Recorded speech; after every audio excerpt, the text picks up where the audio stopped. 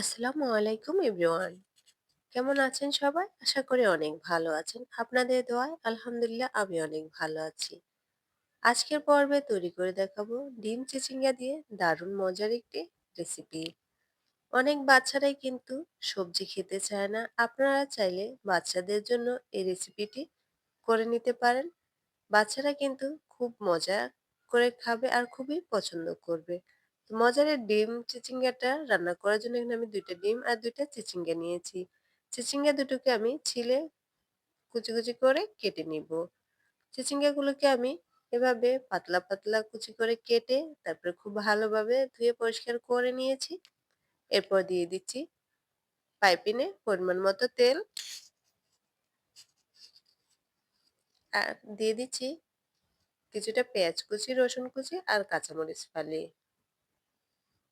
এবারে পেঁয়াজ, মরিচ, রসুনগুলোকে তেলের সঙ্গে কিছুক্ষণ ভেজে নিব।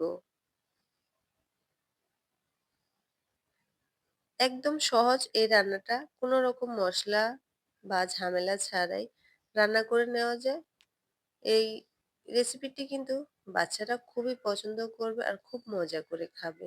আপনারা এভাবে বাচ্চাদেরকে অবশ্যই বানিয়ে খাওয়াবেন। আমার বাচ্চারা খুবই পছন্দ করে এই রেসিপিটি। আমি প্রায় সময় এই রেসিপিটি করে থাকি। আমার বিশ্বাস আপনার বাচ্চারাও এই রেসিপিটি খুব পছন্দ করবে। পেঁয়াজ মরিচের সঙ্গে আমি ১/২ চামচ লবণ, ১/২ চামচ হলুদ দিয়েছি। এরপর কিছুক্ষণ ভেজে নিয়ে এবার চিচিঙ্গাগুলো দিয়ে দিচ্ছি। চিচিঙ্গাগুলোকে এবার খুব ভালোভাবে তেল মসলার সঙ্গে মিশিয়ে নিচ্ছি। মিশিয়ে নেওয়া হয়ে গেলে ঢাকনা দিয়ে ঢেকে দিচ্ছি। ঢাকনা তুলে উল্টিয়ে পাল্টিয়ে আবারও একটু নেড়ে দিচ্ছি। এই রান্নাটা করতে কিন্তু কোনো রকম মসলা প্রয়োজন হয় না। অল্প কিছু মসলাতেই এই রান্নাটা খুব সুন্দরভাবে করে নেওয়া যায়। চিচিঙ্গা গুলোকে আমি এভাবে সাইড করে রাখছি। আর মাঝখানে যে তেলটা চলে এসেছে এই তেলের মধ্যে আমি ২ টা ডিম ফেটিয়ে দিয়ে দিচ্ছি। এবারে এই ডিম দুটো সিদ্ধ না হওয়া পর্যন্ত অপেক্ষা করব। একটু ভেঙে দিচ্ছি যাতে তাড়াতাড়ি ডিমগুলো সিদ্ধ হয়ে যায়। ডিমগুলো হয়ে গেছে। এবার চিচিঙ্গার সঙ্গে খুব ভালোভাবে মিশিয়ে নিব।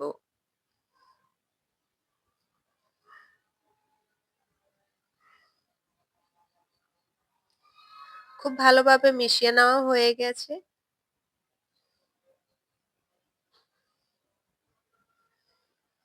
এ পর্যায়ে দিয়ে দিচ্ছি কিছুটা ধনিয়া পাতা কুচি। এই রান্নাটা করতে কিন্তু বেশি সময় লাগে না, অল্প সময়েই হয়ে যায়। এবার ধনিয়া পাতাগুলোকে খুব ভালোভাবে মিশিয়ে নিচ্ছি। মিশিয়ে নেওয়া হয়ে গেছে, আমাদের রান্নাটাও হয়ে গেছে। তো আমার আজকের এই সহজ রেসিপিটি কেমন লাগলো আপনাদের অবশ্যই কমেন্ট বক্সে জানাবেন। আর আমার চ্যানেল নতুন হয়ে থাকলে আমার চ্যানেলটি সাবস্ক্রাইব করে পাশে থাকা বেল আইকনটি অন করে দিবেন। লাইক, কমেন্ট, শেয়ার করতে ভুলবেন না। তো আজকের মতো এ পর্যন্তই। সবাই সুস্থ থাকবেন, ভালো থাকবেন, পরিবারের খেয়াল রাখবেন। আল্লাহ হাফেজ।